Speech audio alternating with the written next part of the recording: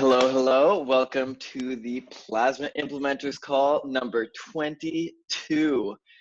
Very symmetric. Anyway, let's jump right in with some team updates. So if you have any, over the past 2 weeks, what implementation progress did you make? What research problems were you having? But it's a Plasma Implementers call, so implementation progress. It's great to hear about. Let's start out with LeapDAO. If you don't mind. Yeah, sure. Totally don't mind. Yeah, so what's going on? I think what we're currently trying to do is still integrating off-chain computation into the exit game.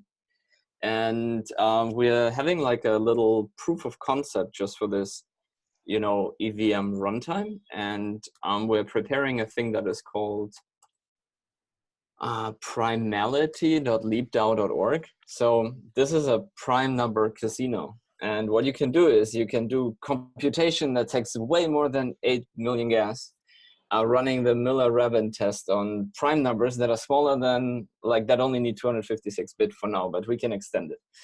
And then basically there is a Sol EVM thingy in the background where it runs the Miller-Rabin test in a Ethereum smart contract and then commits the result. And there's another one that might challenge it. And you can bet on yes or no.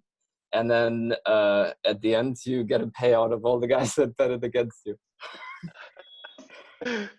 Yeah, so, but it's unfinished, so it's in the making. Yeah, wow. little fun there. So yeah, why are we doing this? We kind of want to show that Sol EVM is something useful. We could do it in other ways, but the whole thing, what we are trying to do with LeapDAO is to kind of prove that we can integrate general computation into Plasma. And we don't really care that much about the Plasma dialect, but this is the thing that we care about. So yeah, that's the update. Cool. Matic, you want to give an update?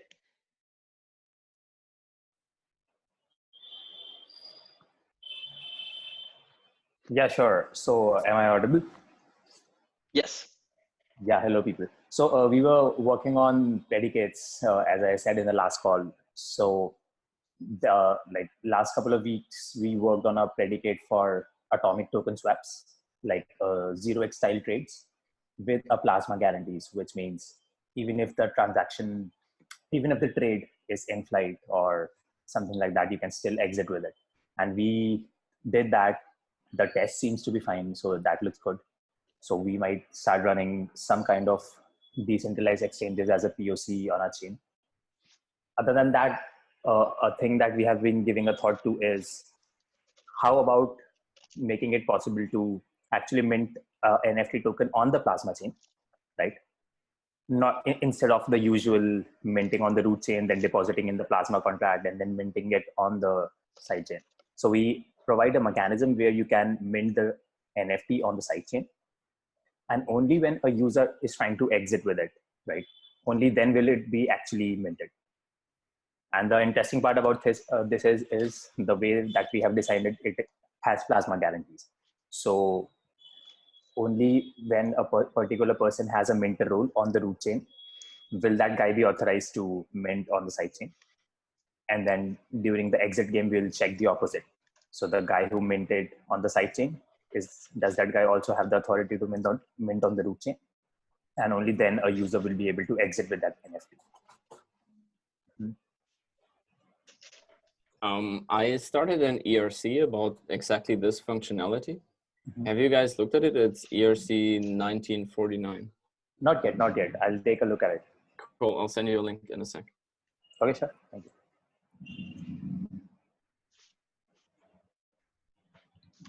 Cool. Crypto Economics Lab. Okay, status update. For implementation, we are developing aggregator client and client SDK in Rust. From this week, we've started to develop Android client SDK by using Rust SDK. In research, we are developing predicate showcase. This is because we want to extract more abstract pattern from that, such as timeout, patterns of conditional payments, and atomicity, for example, atomicity across plasma transactions. We will build framework or library for predicate. Finally, I was thinking about mass move and fast exit without operators help. This is different from swap between plasma chain and main chain. But this summary in our GitHub issues, but I guess mass move is possible, but fast exit seems to be hard now. Yeah, thank you. Yeah, that makes sense. Plasma group. T. Hey everyone. Okay, updates from Plasma Group. So now that we've sort of come to a place where our spec is, I won't say finalized, but in a state that we can work with, we've been making some awesome progress. So shouts out to Will on this call for helping with our state manager. So because we're building this thing sort of from the ground up with predicates in mind, we have a cool pluggable virtual machine that sort of interprets predicates and executes state transitions. So we've been working on that, and the cool thing about that is it's like totally arbitrary, so you don't even define a notion of ownership or anything like that until you define a plugin on top. So we've got sort of the base bit of pluggability going on there, which is very, very awesome, very exciting. It allows us to define custom transaction types. Otherwise, we've been working on smart contract stuff, testing out our ownership predicate. So we now have a transaction predicate, which sort of takes the deprecation concept from predicates and converts that into what we're used to most of the time as like state transitions. And then we have that sort of generic class being extended by an ownership predicate. So that's super cool. We're excited to have extensibility and inheritance in predicates and be able to plug it into a virtual machine. So that's us. Does your virtual machine support storage? So is there any kind of like state other than the transaction itself? Yeah, so great question. So the model that we take with predicates is that at the end of the day, the only thing that a predicate can do is it can what we call deprecate and exit. It can cancel and exit. And so as a result of that, there is a notion of storage built in. So for example, when we transfer ownership, we say that there's an ownership.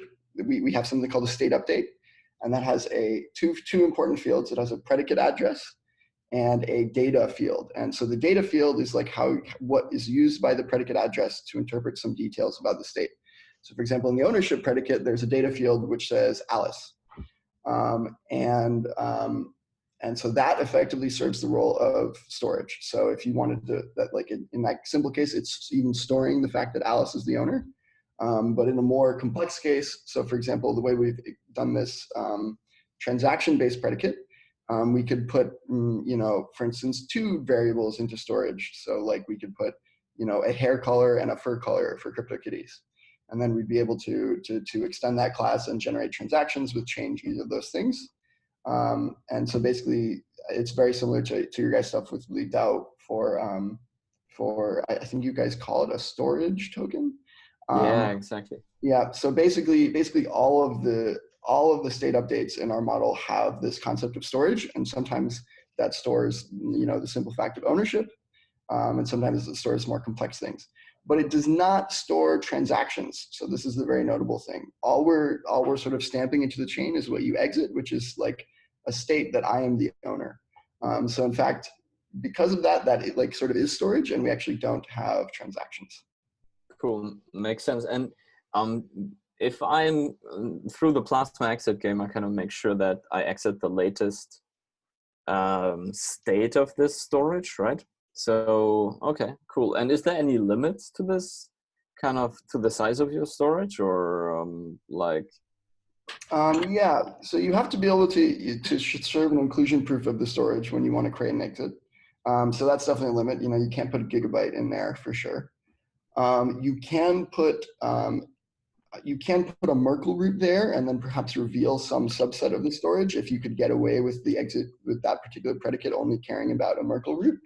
So you can do things like that. In fact, Shuhei had a really cool post and thoughts on this where you can in fact create a very large range of coins whose state is like a Merkle root. He was calling it a checkpoint predicate, where it is a Merkle root, and that Merkle root is itself like a mini plasma block, which defines a few things. And then you could checkpoint just that one big range with the Merkle root on the main chain. But definitely storage is one limit. Yeah, that would be, I say, the biggest limit there. Cool. Yeah, I've been looking into different like authenticated data structures, obviously, to run with these storage tokens and be able to model kind of everything that a normal smart contract developer would need, like, you know, mappings and lists and stuff like that.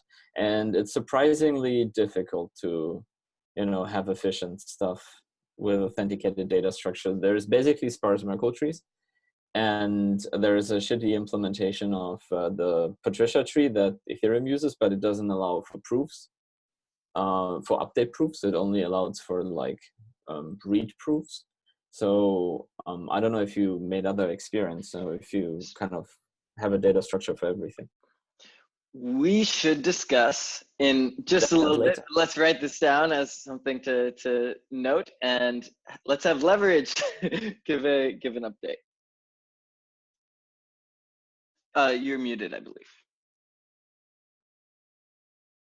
Yes, is this better? Yes.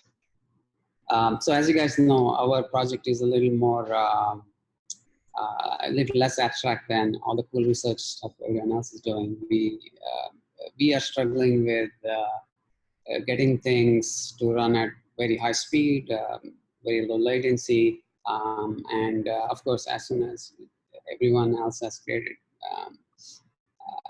you know, as soon as the other research is more usable, we'll definitely incorporate it. Right now, our problem is we need to manage derivatives positions. What happens when in the rest of the plasma, when you move a coin or when you move an asset, it is moved. In derivatives, you are creating a position, you're not moving anything. When you close the position, it needs to be settled. So we need to sort of have a thing where something, you know, it changes every minute as the price changes. So we need to be able to do this at scale. So we are working on that right now. So that includes margining and you know, liquidations and so on. One of the risks being an exchange is that you will have a lot of people. In fact, about you know, the 80-20 rule, 80% of people will be losing. And the moment the position moves against them, they will try to exit. They will just try to exit en masse. And this is a serious issue. And it can lead to you know, a spam attack, which is a problem with many plasma implementations. If what happens if everyone tries to exit without the operator being compromised? So we are trying to deal with that. Some ideas we are thinking of is limiting the number of exits per block, so that we can quickly invalidate any fraudulent exits and so on. And it needs to be scalable. The trading cannot stop when all these things are being handled. So that is the key, you know, performance. And this is less of a science and technology and research thing. It's more of a engineering and performance issue. Hopefully we get this done. I think this is pretty important to for Plasma to have a real product that runs at high speed and high scale, and that's what we're working on. Second thing we're working on is upgradability, seamless upgradability. So right now, what we have is, if we need to upgrade the contract, we have to tell everyone, hey, take your money out of the old contract and move to new contract, sort of like what EtherDelta is doing. We want to make that seamless, and we are sort of using some of the ideas from ETH research and from Carl's work, where we can have this designated contracts and have a way for the people on the Plasma network to veto any change that the operator does that is fraudulent. So things of that nature. We are essentially operationalizing. So we have Plasma running in production, we have trading going on, but we want to make it operational in the sense it's something that can run long term without having big downtimes for upgrades. So that's essentially where we are. Cool. Predicates are the way to go. And how about Alex from The Matter? Well, Carl, as you know, I'm not kind of directly Plasma implementer. I'm more like in the area, and I do ZK. So, I mean, this construction was compressing the history in kind of naive, at least naive Plasma cache implementations, or later, if someone will explain me a checkpoint and mechanism, I can tell you how difficult it is to make. But what I can tell you is about, like, I think people are still in RSA accumulators. And at the ZCon, like one from the Zcash event, which was this weekend, it looks like you can do the primality test in a snark efficiently. And this is kind of what people wanted to VDF. So maybe at some day you will just have this functionality. So then you will not need to run the interactive procedure. You will be able to do this with high degree of confidence by just making a snark. Cool. Well, that seems like everyone. So in the preparation for this call, Peter, who actually may not be here, posted an incredible post. Oh my God, I'm even going to share my screen. You can count me as his substitute. Okay, perfect. So Alex is here for Peter, and he posted this incredible thing, which I think has a lot of interesting stuff in it, which we can discuss, and even maybe like some of our questions about block structure or the state storage kind of ties in, and ZK snarks definitely. So one thing that has seemed to be a theme is this like standardized API for all kinds of Plasma flavors. Now, of course, this is not very kind of necessarily super well defined, but I think that there's a general like sense in the community that we don't want to have this like massively fragmented, ecosystem. So I'm curious if like, what your kind of thoughts are about like, is well, my opinion is that this like the Plasma MVP, Plasma cache stuff is kind of a red herring, and they're all very, very similar. But maybe the interesting thing is like structure or client or wallet implementations that can be standardized. And I'm curious if what does this actually mean to y'all? I don't even know 100% how to go about it. That's a very open-ended question. Yeah, Carl, I think it can be quite simplified. It's also kind of initiative for implementation for wallets, and not only wallets for Ethereum, for Plasma, for ETH 2.0, Bitcoin, so whatever stuff will happen next, we don't know. But still, most of the transactions, they kind of have well-defined operations, like signatures, how you serialize a transaction, what are kind of still quite abstract input fields. And the idea was actually and it's now possible to make toolings like you can define quite abstract interface. You can make kind of the runtime kind of virtual machine, which will take the definition as runtime, which can take WASM modules to make signatures, no matter how difficult signature will be. Like if you use some non-standard curve or whatever. Same can be used for hashing. You can provide modules to do this at the runtime. You can also provide transaction definition at the runtime. You can provide the transaction serialization, description, and maybe a special routine at the runtime. But you still kind of have the universal set of fields, which are basically addresses, private keys, which kind of are just byte arrays, and all other stuff.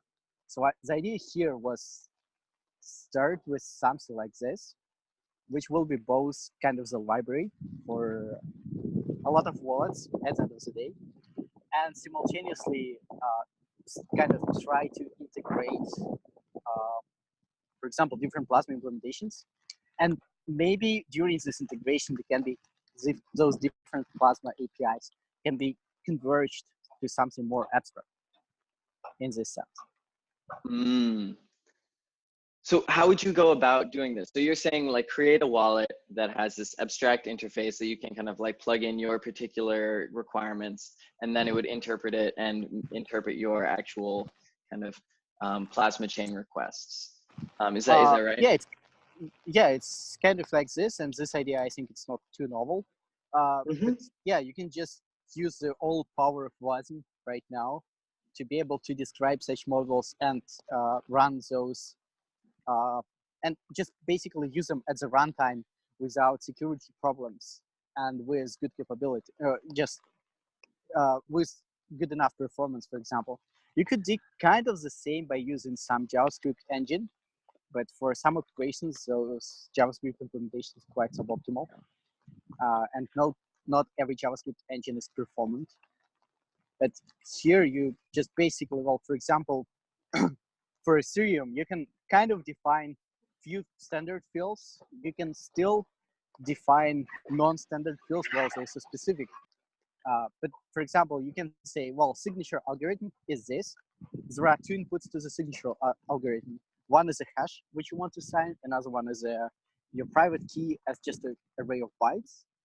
And well, this would be your kind of serialized signature, which you just take the array of bytes and just glue it back to the file. If you have a transaction, which is a set of fields, basic array of fields, you can provide the routine at the runtime, which will tell, well, you need to put those in kind of this sequence, use just glue them together, or just use RLP, for example, and you will get the transaction. Another problem would be how to make such runtime definitions, like find some or make some DSL or just a standard for description of the transaction. It's still would be kind of first step to making those implementations compatible or being able to describe them at a more abstract level than it is right now. One question that kind of comes up, at least for me, is like the like user interface. How do you actually describe this stuff to the user? Like how do you generally describing? I'm curious actually, Johan, your experience like creating a wallet and actually like describing that flow to a user, and also actually leverage his experience as well. Like from things from like fast exits to being an annoying thing. But if we have like all of our assets and all of our state kind of fractured across all of these different implementations with, you know, different maybe security properties depending on how it all goes, like it seems like a hard problem.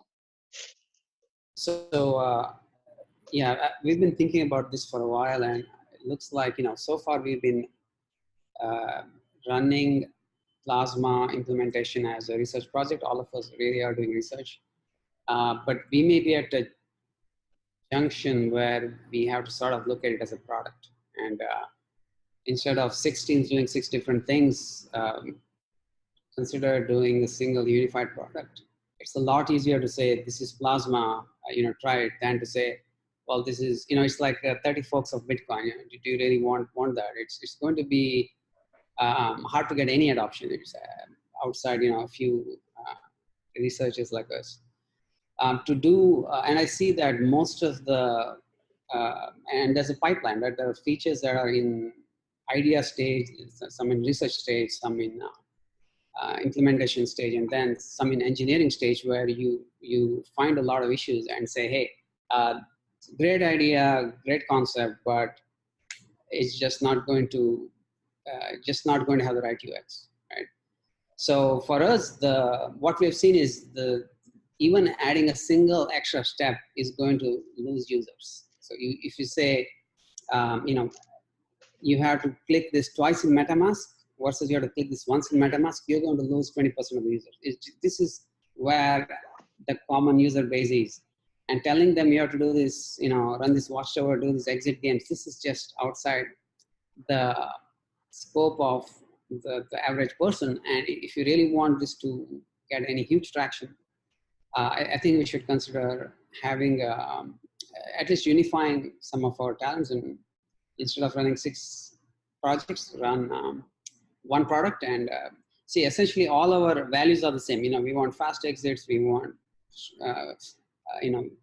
fast finality, we want high security. We exactly want all the same things. We're just arguing about whether to do it this way or the other way. And I'm saying it doesn't matter. You start with whatever is possible engineering today, and as the research progresses, we should be able to plug that thing out and plug it in. Just a thought. And if you guys think this is where we should go, we should sort of make arrangements to go there. Yeah, I plus one that, is that a thing? Anyway, so I think fast exits with like a market maker is something that would help across all projects. A watchtower is something that would help across all projects. But I think, Carl, your question was towards like what patterns work. And I think like one of the few examples that I've seen that users understood is the burner wallet. And because when you deal with Plasma, you immediately have to think about 2 chains, right? It's not enough just to be on Plasma, because you also need to exit.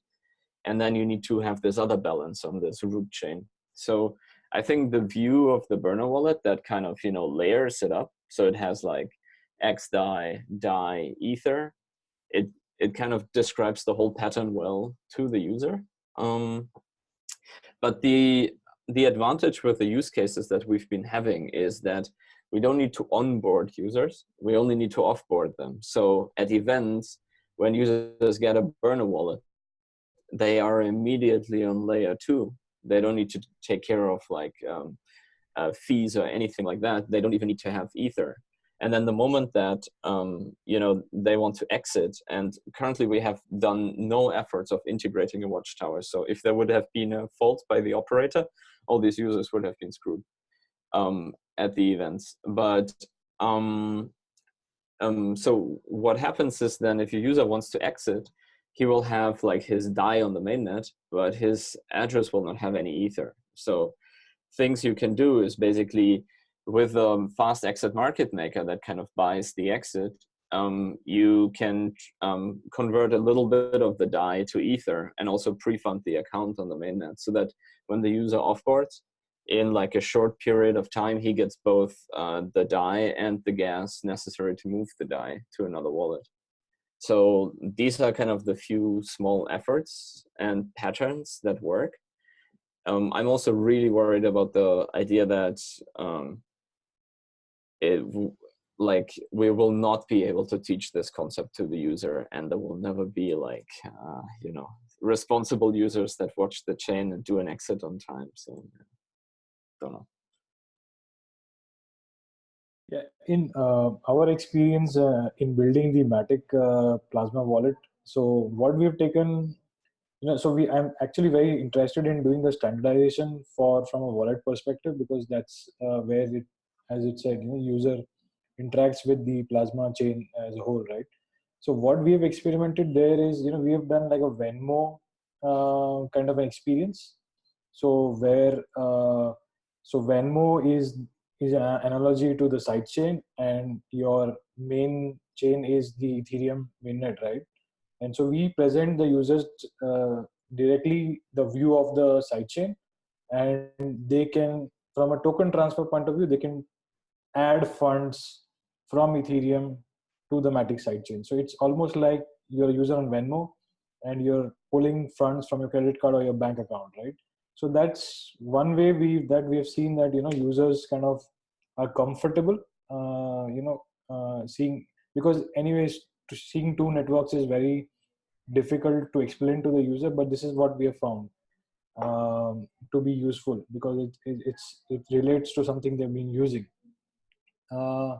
In terms of the standardization effort, I think what we should definitely start from is, you know, like very simple things like token transfers or moving funds from Ethereum to the Plasma sidechain. Those kind of things, I believe, with some effort, could be standardized. I mean, I'm not very sure how it will look like at this moment, but maybe we could start with those kind of things and then maybe move to higher degrees of standardization. I would think that's like a good starting point.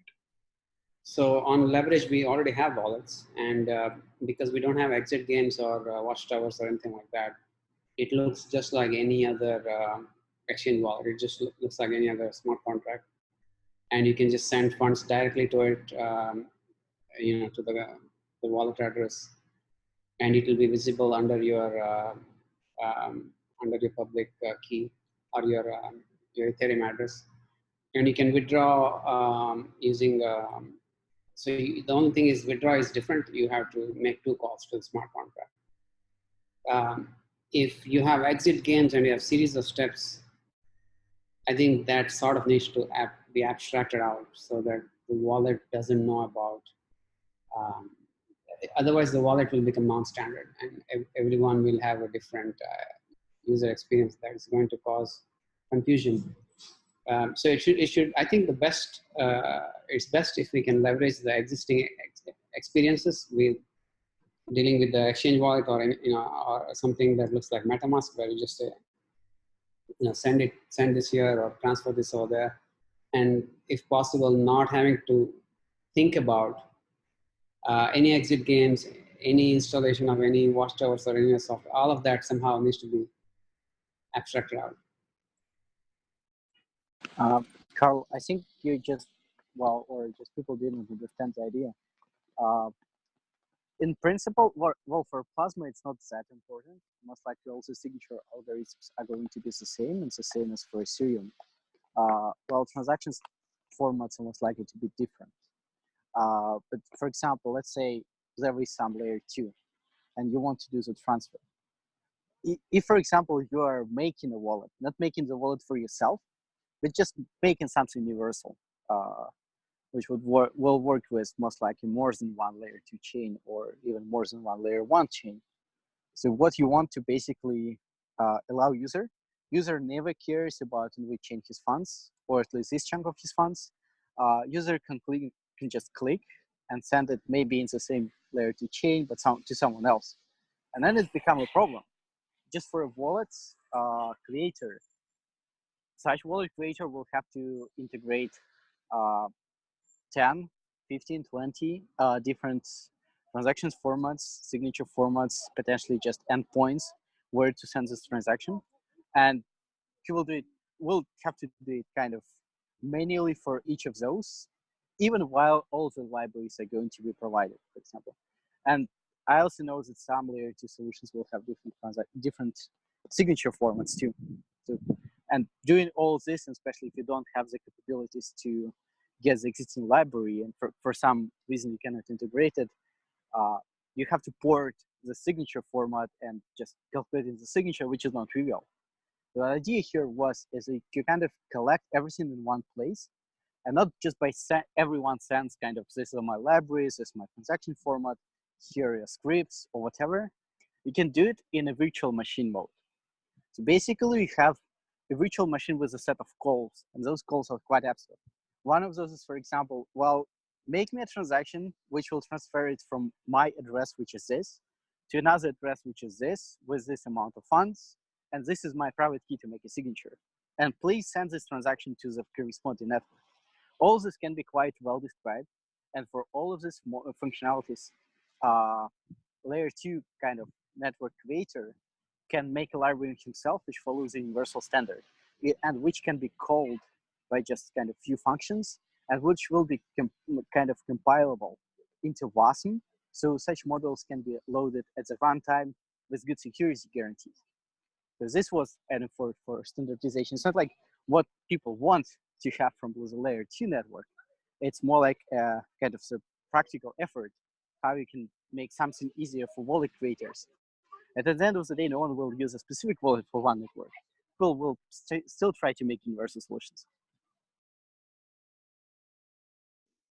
Got it. Yeah, that does make sense. And then I think that there is like, once we have this kind of universal framework, making sure that we understand how to communicate all of the kind of, if we want to communicate that they're on different side chains, for instance, to the user, how do we actually do that? How do you go from ETH to a plasma chain? How do you go from, one plasma chain to, a side chain or something like that?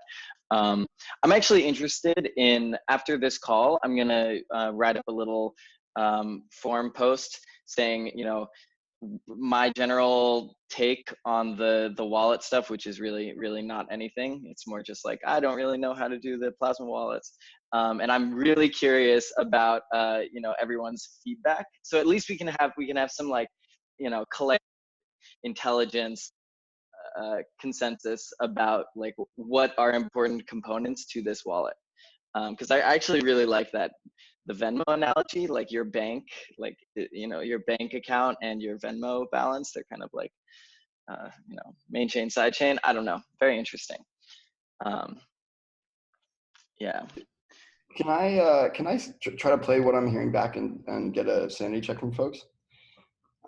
So I think what I'm hearing, or I guess there's a few things. So I guess when I thought of plasma standardization in the past, like the thing that immediately came to my mind as like a like technical minded person or researcher was, okay, we need to standardize all the functionalities that these plasma chains do. So let's be sure, let's make the exit, ABI, have the same hash and all that kind of stuff. And I guess maybe what I'm hearing, and Alex, correct me if I'm wrong, is that like, that's great, but it's also very like, it has a high coordination overhead, and that maybe the place to start is not standardizing how plasma chains work, but how they are used. So the idea being that, as long as a wallet has the same API to talk to, you can build a front end, and whoever plugs in their backends with these WASM components can take advantage of that front end. So is that right? Is that what I'm hearing? Yeah, it's exactly what I was trying to say. And it's not only about Plasma for layer 2 in principle.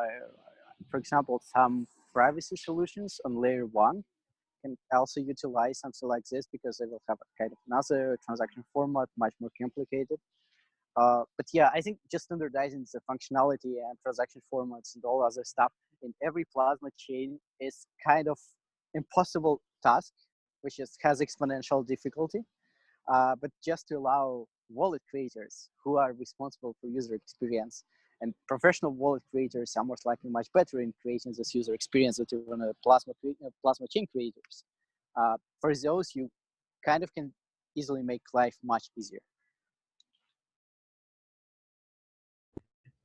Got it. I'd be curious then if, so, it makes a lot of sense that you want to do this for sending money, right? Like that's very clear. All these plasma chains, fingers crossed, can allow people to send money to each other. And that's what, that's like a very easy function we want to do. Yeah, I mean, this is kind of naive and trivial to make example, but I hope it can be kind of extended and basically have, well, I mean, it's still difficult. You have to define all actions which you can make. You can still have to define kind of predicates which you need for this action, which are basically like you need a private key or whatever, or just some snark which satisfies some constraints, for example. But it's kind of the good first step, at least if you can give something for a wallet creator which tells like basically, here is a small library which can kind of on the fly go to the GitHub repository with kind of compatible modules. And if you want to add one more chain, basically what you do is you kind of download the precompiled Watson binary from this repository, and you more or less can query this chain immediately. So basically, such module for each chain would have all kind of functionality, like query for a balance, try to send money at least simply, try to trigger the exit game, or maybe communicate with your watchtowers if the watchtowers functionality is implemented. But at least this set of functions is easy to describe. Super cool. Can I jump in here? So I think this is kind of a really nice and tight kind of integration, and I think it's definitely something that would take the whole thing forward. But I see at least two more kind of integration points that are maybe like less tight and can be done more easily. So we've been thinking a lot about non-fungible tokens, and I think there is a big advantage of like what's his name, Arpit from Matic described, to mint them on the sidechain first, and then only offboard the ones that are valuable to the mainnet. So I think one thing here would just be kind of a delegate minting standard that we could throw out, like similar to the ERC 1949 that I've described, which is basically just a way to kind of defer minting to later. And it's not even Plasma specific, it would work with other sidechains. I think that would be a huge win for like maybe the ecosystem, just to be like kind of thought leading on the ERC 721 thing. And then I almost wonder if the watchtower cannot be something that is very loosely integrated in the way that it just takes your phone number and your address or something like that, or the phone number and just the network that you're on. And then we all kind of create an effort together and provide one of our nodes and a plugin to this watchtower. And then users can register with it and they just get a text message, hey, your funds are funky or something like that. Why don't you get back to the mainnet? And this would be a way less tightly integrated thing and would kind of show that we as a community can deliver something.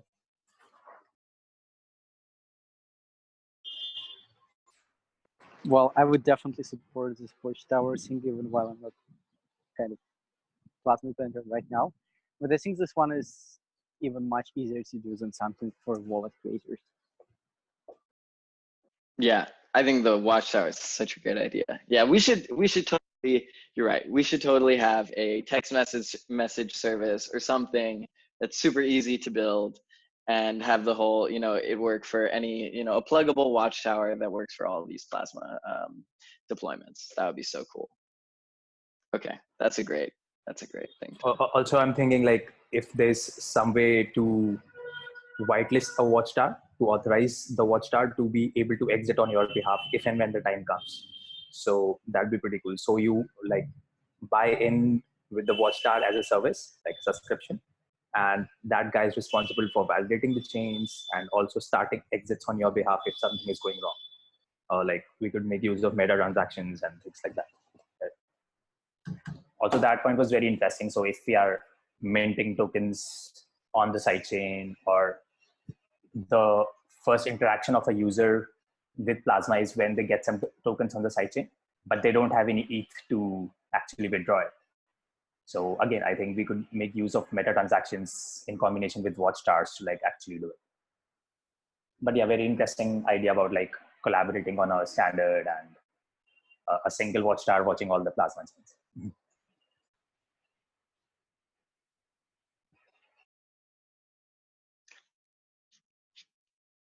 Cool. Let's see. Are there any other things that we'd like to discuss? I'm a fan of the asset, the minting off chain generally also, by the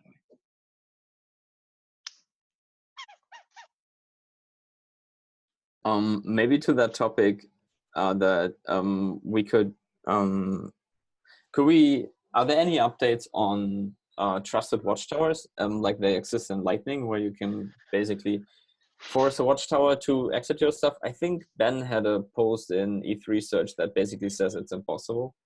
Good luck. Yeah, I'll I'm take a very look sad.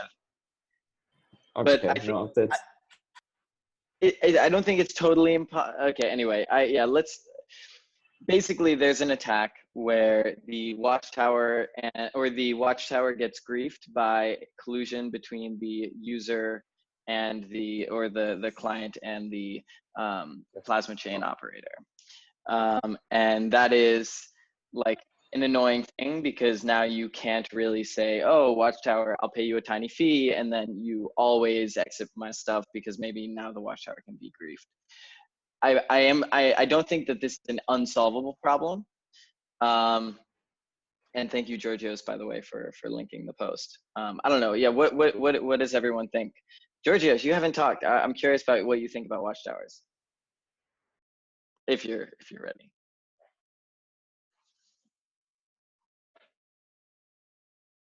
You're muted. I don't know if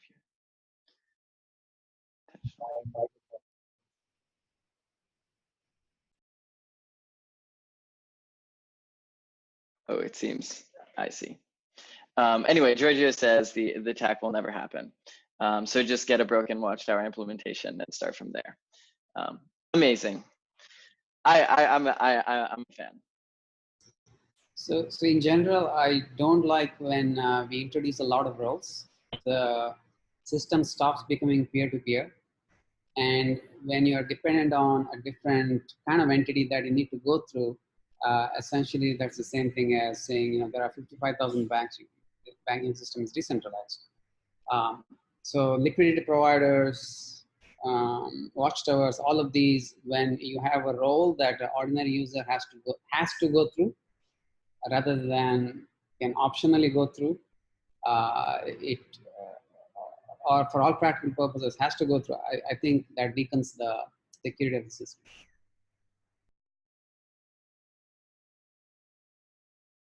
In what way, sorry? So it's just like saying, to send money to you, I have to go through a bank.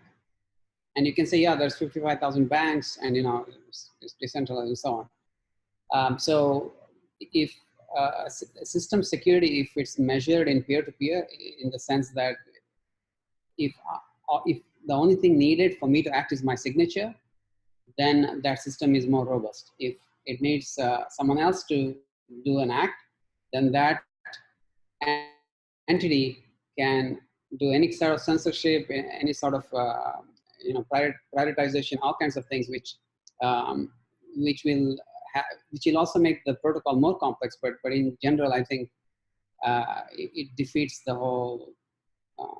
So it is less elegant, and I think it's less secure. Is that what you want? Do you really want to say, I have to go through this person to do what I want to do, or would you just want to click and do it? So I think the watchtower is a purely optional thing. If you're referring to that, you don't need to use it, but then you should kind of run a Plasma node and make sure, or not run a Plasma node, but watch the contract and make sure there is no exits of your funds or something like that. Right. It was just an example. I was just talking about the proliferation of roles.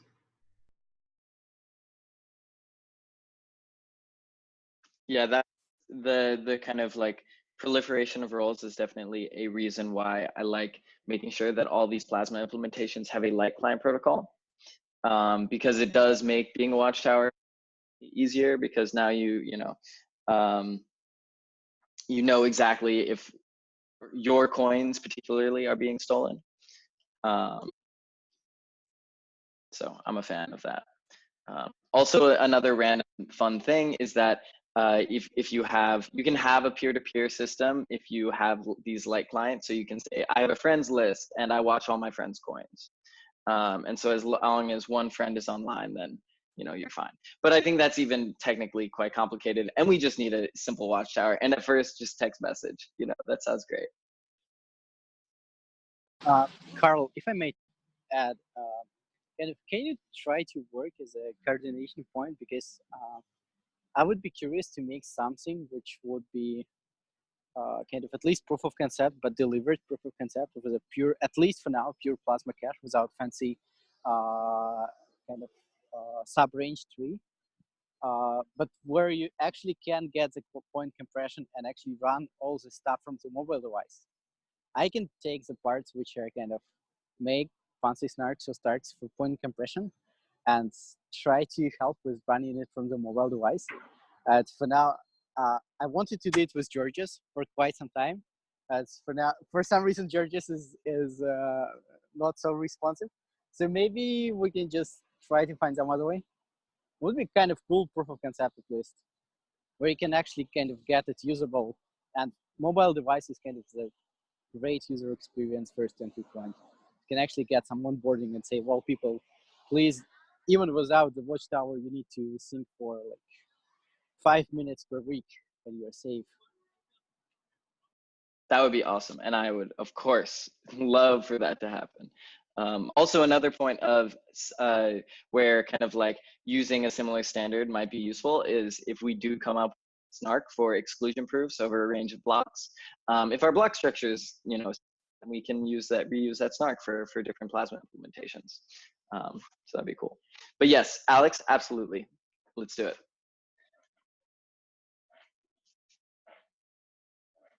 Well, for this, we just need someone who will make the Plasma cache with a cache function, which I will tell. And that's it. More or less, it would be enough. Perfect.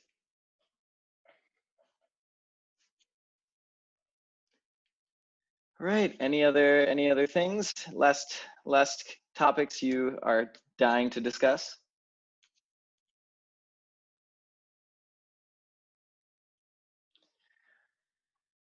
All right. Well, if not, that was great. I will post a bunch of notes and maybe the thread on the wallet stuff because that was a very interesting discussion.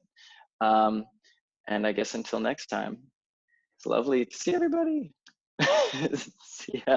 Bye, Carl. Thanks. Bye. Thanks. Bye. Thanks. Bye.